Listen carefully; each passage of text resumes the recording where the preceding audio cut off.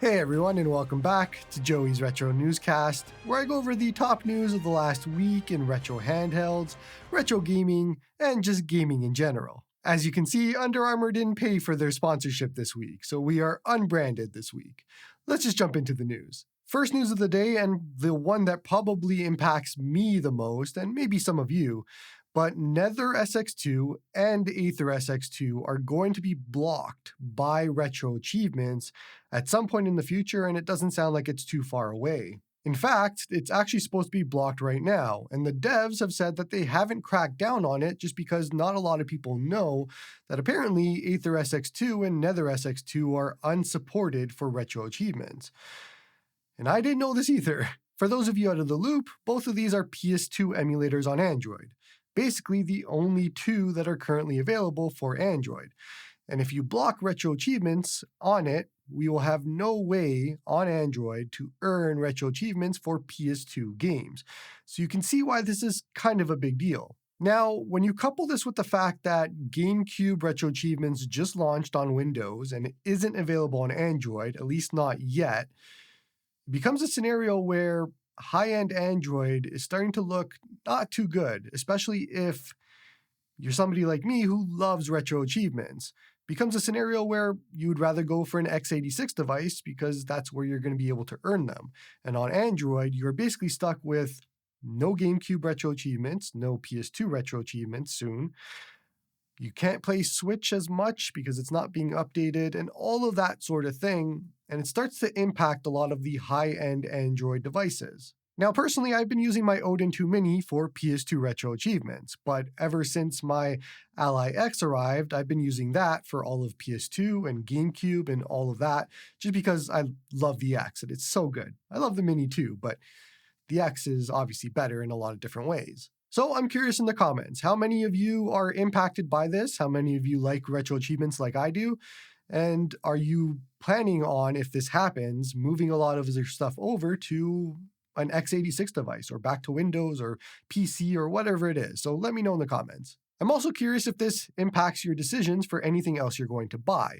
For example, the Pocket Evo is coming up and I have it pre-ordered, but I would be lying to say this didn't impact my thoughts on that because now I wouldn't be playing GameCube and PS2 on it, and so I'm kind of considering why I need it, but I'm probably going to keep it anyways. Some very rare self-promotion on my part, but I want to let you know that the Handheld Picker website that I created has been updated to allow you to search for custom firmware.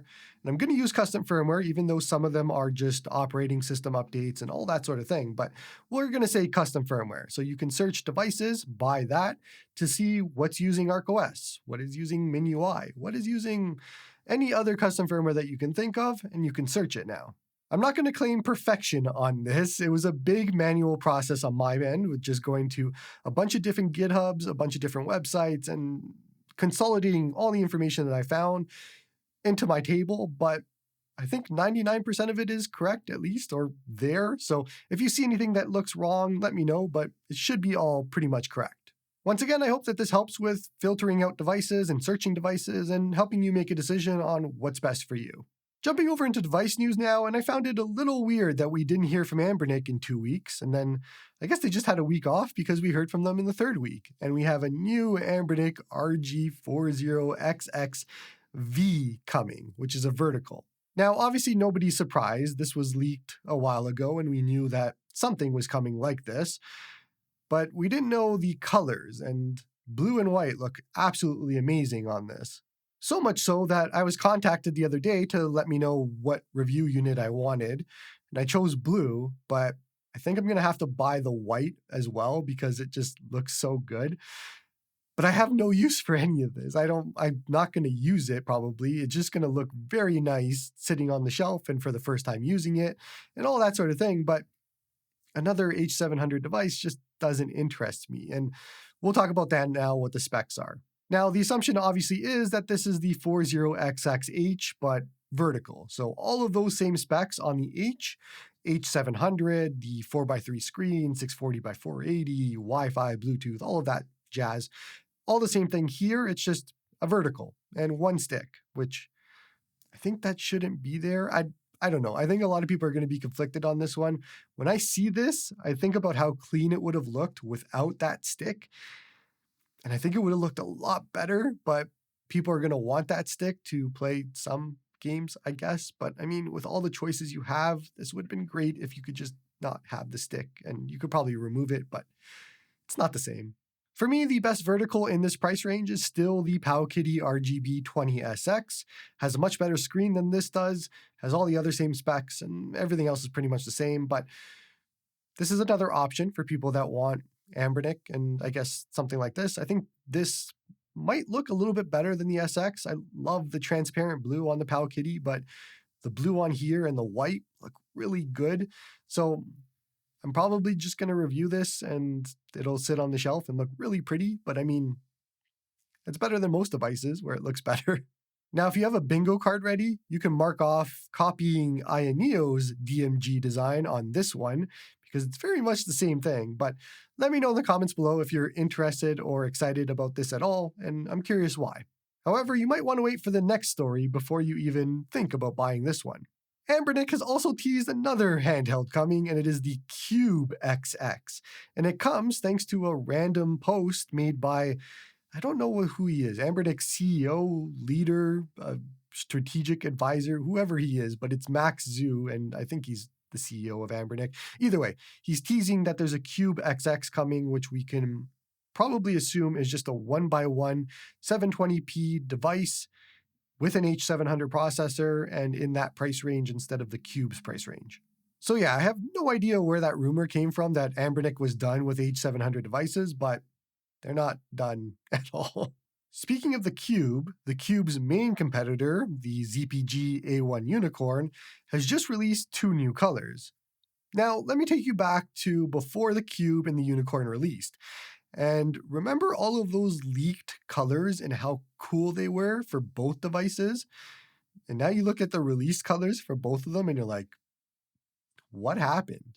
And so the 2 new colors are pink and black, and I don't think either of them really speak to me at all. The black has some red accents to it, the pink has white accents to it, but I don't know. Compared to what they showed off in the leaks, I think those were a lot better, like the purple, the transparent purple, but apparently they have problems with the shell on that, and it's cracking and all that sort of thing, but I don't know. This isn't it. I wish they had a lot nicer color. There's better options that they could do.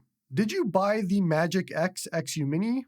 If you haven't, you might want to wait because apparently a relaunch is coming with a new chip as well as Wi-Fi, which doesn't feel great after release, considering it's only been 3 weeks or so since it came out or something like that, to know that kind of wasted my money on buying the previous model when there's a new one coming right away with Wi-Fi and a better chip.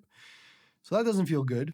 They say that they're going to be releasing with the crystal versions, which is just kind of a different shell and all of that. So it'll have different colors and all different options available to you.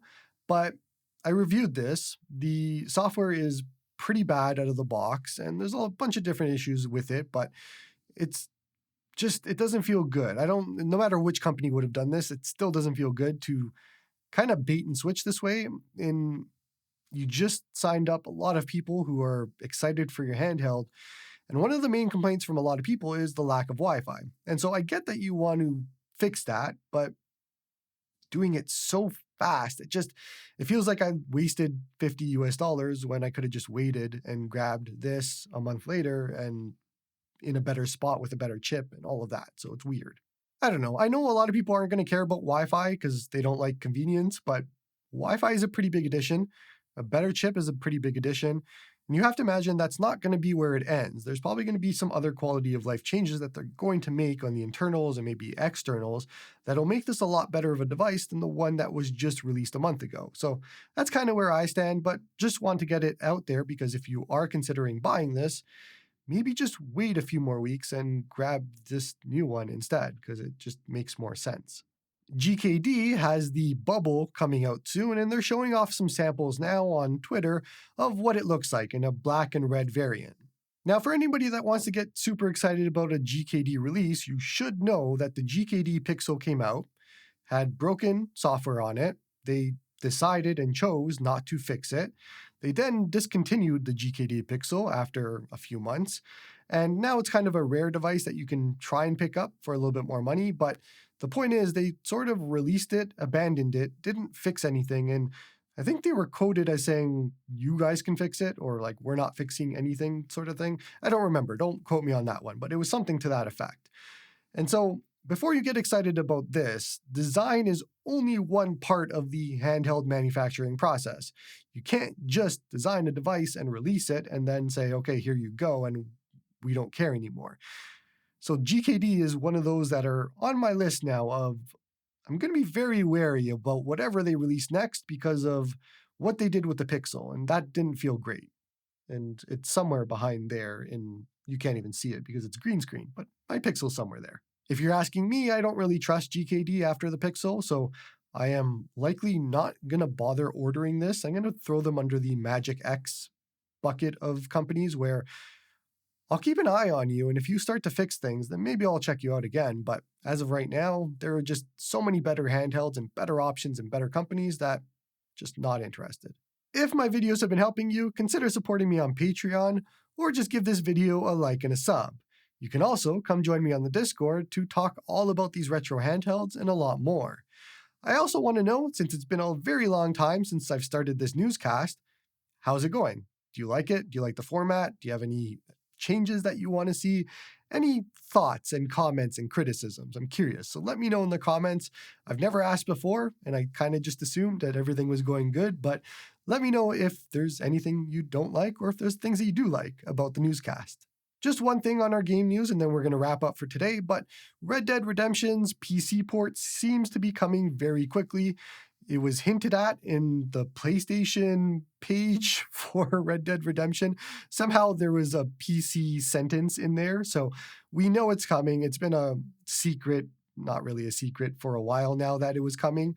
And personally, I'm pretty excited for this, but they don't have a good track record of doing very good for ports and remasters. So I'm not sure how good this is actually going to be, but I would love to go back to Red Dead Redemption 1 and play through it all over again and with better graphics and all that. So we'll see what they do. By the way, did I miss a topic that you want to hear discussed? Top comment with the words newscast topic will be featured on next week's show. That's all from me, St. Cloud.